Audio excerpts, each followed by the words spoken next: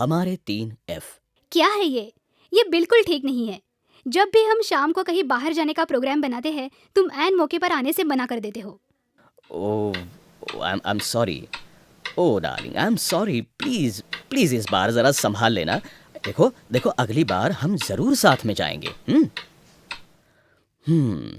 लेकिन ये अगली बार कभी आती ही नहीं थी, खासकर मेरे और रमेश के लिए, क्योंकि डे एंड के लिए हमें दुकान में रुकना ही पड़ता था। दुकान की बहुत सी गतिविधियां ऑटोमेटिक करने पर भी डे एंड के लिए सभी विभागों और काउंटर्स का चेकिंग हम खुद करते थे। क्रेडिट बिल्स, मैच्योर हुई बचत योजनाएं, सभी की जांच दिन के आखिर में होती थी। उसमें कुछ गलतियां भी संभव होती थीं। एक बात पर हम हमेशा गौर करते थे कि किसी बैंक में किसी मालिक के बिना पैसों के कठिन व्यवहार कैसे किए जाते होंगे, और अगर दिन के आखिर में बैंक अपना काम योजनाबद्ध तरीके से पूरा करती हैं, तो फिर हम क्यों नहीं। और इसलिए हमने मेकर चेकर की संकल्पना अमल में लाई, जो हमारे सॉफ्टवेयर में पहले से ही मौजूद थी। मेकर चेकर यानी 4 आईज, यह अर्थ संस्था की इंफॉर्मेशन प्रणाली के मध्यवर्ती तत्वों में से एक है। इसके अनुसार हर एक व्यवहार पूरा करने के लिए कम से कम 2 व्यक्तियों की जरूरत होती है। अगर कोई एक व्यक्ति व्यवहार शुरू करता है, तो दूसरे व्यक्ति को इस व्यवहार को प्राधिकृत करना अनिवार्य होता है। यहां कार्य का विभाजन महत्वपूर्ण भूमिका निभाता है। अब हमारी सुविधा के अनुसार दिन में किसी भी समय हम पासिंग और चेकिंग कर सकते थे। पासिंग करते समय अगर कोई आशंका हुई, तो हम व्यवहार के मूल तक जाकर उसे समझने के लिए डॉक्यूमेंट के प्रिंटआउट से उसकी तुलना कर सकते थे। उसी समय सावधानी के लिए हमने सॉफ्टवेयर में सुरक्षा के कड़े नियम कार्यान्वित किए, जो आमतौर पर मिलने वाले यूजर वाइज एक्सेस और मेन्यू कंट्रोल सिस्टम से कहीं आगे थे। उसके साथ ही हमने एक्मे इन्फिनिटी में मौजूद डे एंड प्रोसेस का इस्तेमाल शुरू किया।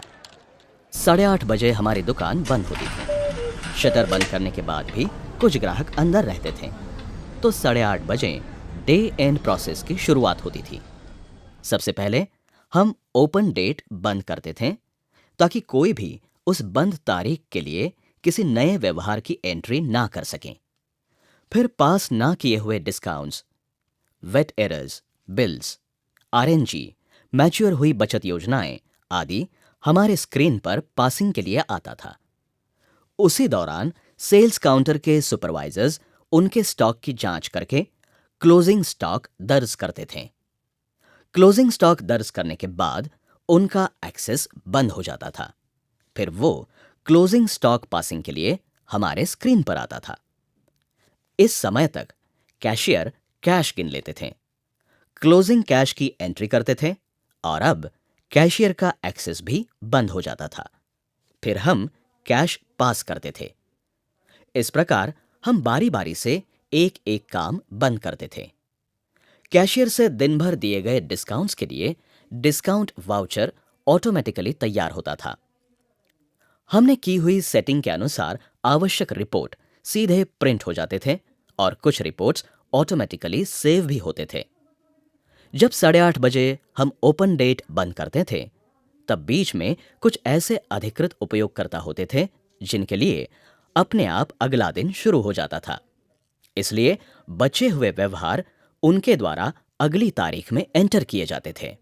आखिर में सारे के सारे ग्राहक दुकान के बाहर जाने के बाद हम उस शाखा को बंद करते थे, और एक बार शाखा बंद होने पर किसी के लिए भी अगले दिन की एंट्री करना मुमकिन नहीं होता था।